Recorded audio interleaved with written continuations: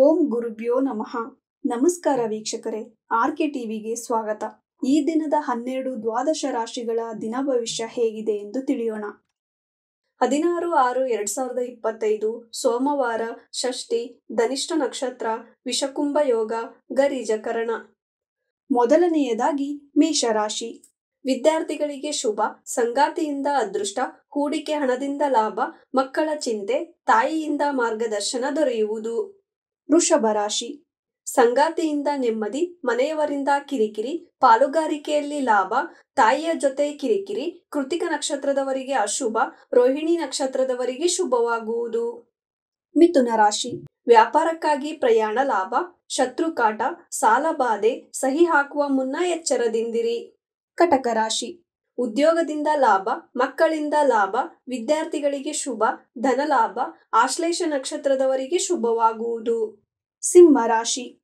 ತಂದೆ ಹಾಗೂ ತಾಯಿಯ ಚಿಂತೆ, ಮನೆಯ ಬಗ್ಗೆ ಚಿಂತೆ, ಸಂಗಾತಿಯಿಂದ ಕಿರಿಕಿರಿ, ವಿದ್ಯಾರ್ಥಿಗಳಿಗೆ ಶುಭವಾಗುವುದು.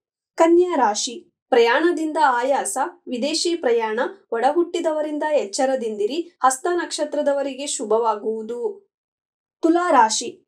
ಧನಲಾಭ, ಸಂಗಾತಿಯಿಂದ ಧನಲಾಭ, ಪಾಲುಗಾರಿಕೆಯಲ್ಲಿ ಲಾಭ, ಕುಟುಂಬದಲ್ಲಿ ಸಡಗರ, ವಿದ್ಯಾರ್ಥಿಗಳಿಗೆ ಶುಭವಾಗುವುದು. ವೃಶ್ಚಿಕ ರಾಶಿ.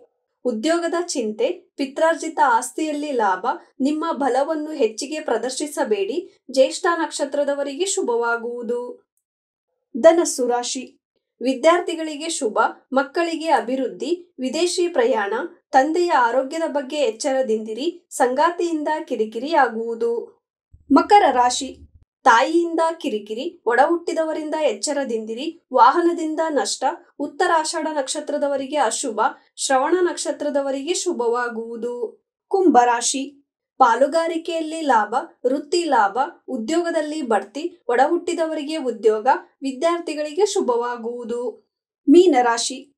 ತಂದೆಯ ಜೊತೆ ಕಿರಿಕಿರಿ, ಕುಟುಂಬದವರಿಂದ ನಿಂದನೆ, ದುಃಖ, ವಿದೇಶಿ ಪ್ರಯಾಣ ಬೇಡ, ರೇವತಿ ನಕ್ಷತ್ರದವರಿಗೆ ಶುಭವಾಗುವುದು.